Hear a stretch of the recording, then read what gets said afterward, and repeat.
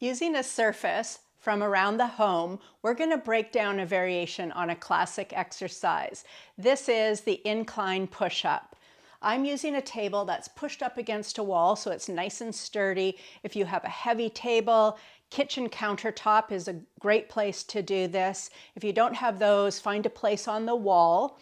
And why do fitness instructors think that the push-up is a classic exercise?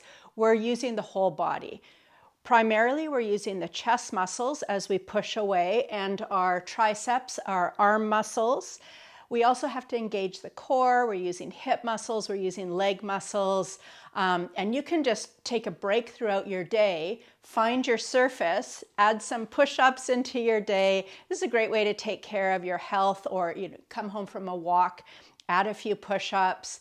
Body weight against gravity. We always want to be thinking about these resistance forms of exercise, especially as we get older, because if we live a sedentary lifestyle, we will lose strength and lose muscle mass. So let's get into the incline push-up. So as I said, I've got my table pushed up against the wall, so it's not going to push away. I've got supportive shoes on. I would recommend supportive athletic running shoes, not socks. So if you don't have shoes, you could also do it in bare feet, as long as you're not going to slide away. I'm going to have my hands about shoulder width apart, maybe a little bit wider. You can play with what works for you. And then we're going to place those on our surface. From here, I'm going to step my feet back, and I'm going to make my body all into one line, or a plank position. So I've got my shoulders, hips, knees all lined up. You could videotape yourself and watch it back to check your form. If you have a mirror, if you have somewhere where you could do it in front of a mirror, or a partner, just to check your form as you're getting used to the exercise.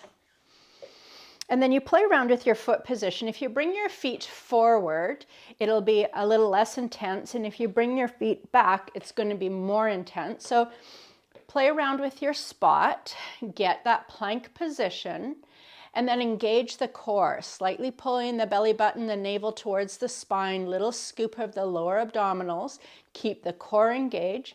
We're going to bend the elbows and bring the chest towards your surface, and then push away. So that's the whole push up. I like to keep my elbows close to my body so that I am working the back of the upper arms a little bit more. So let's go ahead together and we'll do 10 of those. We want to feel like the last couple reps, the last couple times we do it, are feeling challenging. So if it's not feeling challenging after 10, then you might want to step your feet back a little bit next time. If it's feeling really challenging around 6, then maybe 8 reps is right for you. So always finding what's right for you, and then you know what to build on. Here we go. Core engaged, body in one line in a plank, and we're lowering down. Inhale and exhale as we push away. That's 1, 2, 3,